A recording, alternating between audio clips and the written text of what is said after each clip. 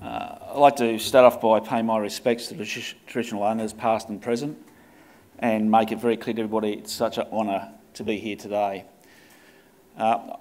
It's great to be here to make a contribution because there's one group of people and one set of organisations I haven't heard mentioned since I've been here. It's called Union and Unions and Union members.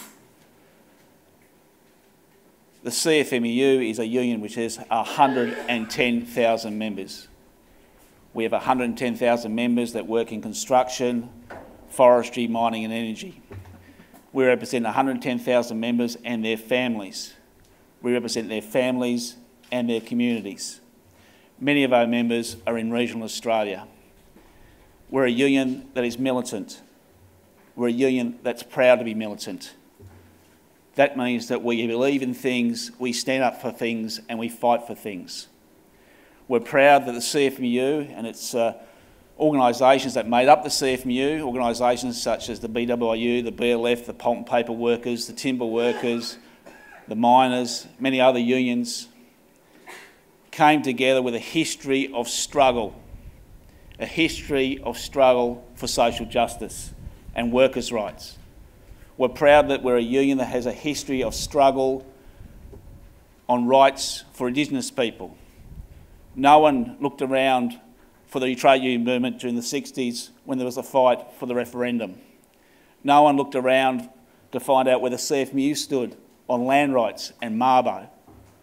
When I was sent as an organiser into timber communities in East Gippsland to talk about land rights and the Mabo and land rights legislation to timber workers, we did that with pride and we carried our membership to support land rights.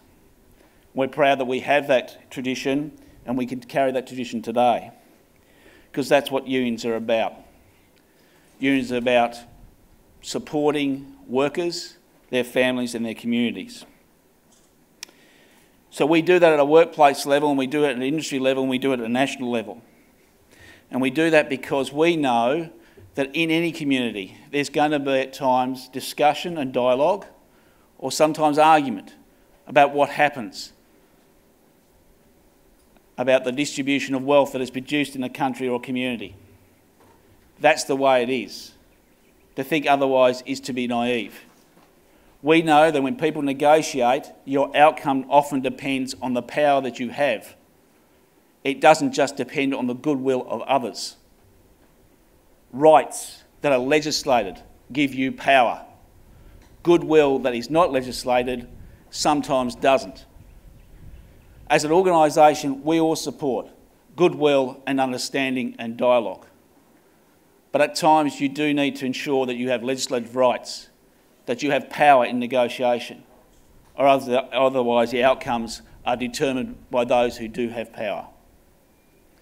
We have seen the development of relationships between Indigenous communities and mining companies in recent years, and we acknowledge it and we support it. We think it's a great step forward. But we think there are many issues that are still to be resolved when it comes to our mining boom and a fair share for Australians and particularly Indigenous communities when we deal with the boom.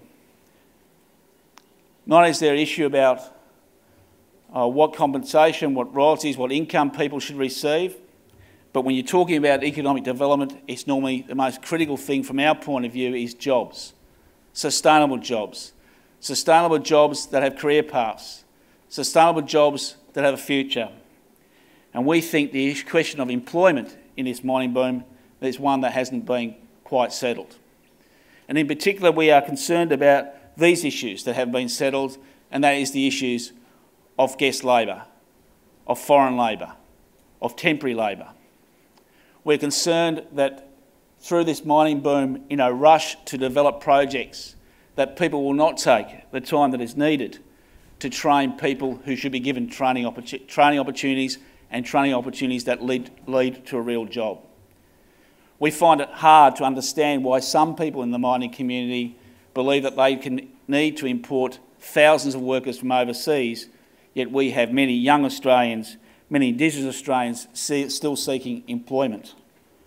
Now we know that's not all mining companies, but they are certainly mining companies or miners who have national prominence.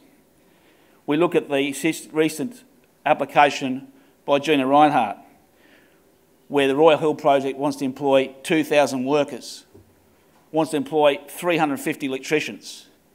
We say as a union that those people, those positions should be trained up here locally, and particularly through Indigenous communities or workers who have been made redundant through this mining boom.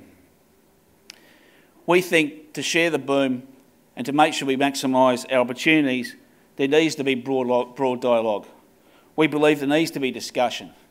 We believe that the outcomes of the boom need to be determined by all of us, not just some of us, not just by the powerful, not just by the rich. We believe that it needs to be determined by Indigenous people exercising rights. It needs to be determined by workers exercising their rights. It needs to be determined by community. That's going to be difficult when there is such a rush to make so much money. We have seen in recent times people talk about the mining boom is over, and there's quite a bit of speculation about that. Well, as it was pointed out yesterday morning when the Senator representing Minister Ferguson put to you that there is nearly $500 billion worth of investment that has really been committed to this industry, the resource sector. We don't think the boom is over. We think the boom will continue. It just might be as a fast rate as we've seen in recent times, but that is going to create many challenges for this country and for Indigenous people, and it's challenges that we have to work together to resolve. If we want to make sure that we share the benefit, it's very important from our point of view that, of course, that as many workers are organised by unions to make sure they get a fair shake. People mightn't understand this, but the reality is that most union jobs are better paid jobs, most union jobs are safer jobs, and most union jobs are more productive.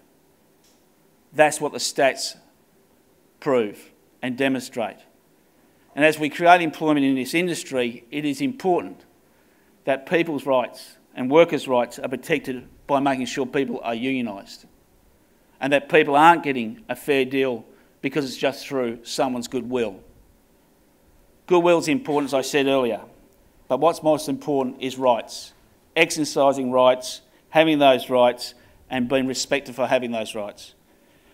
I think as we go forward as a community, we need to do so with great dialogue, great understanding, but I don't think we should go forward being naive either about what goes on in the real world.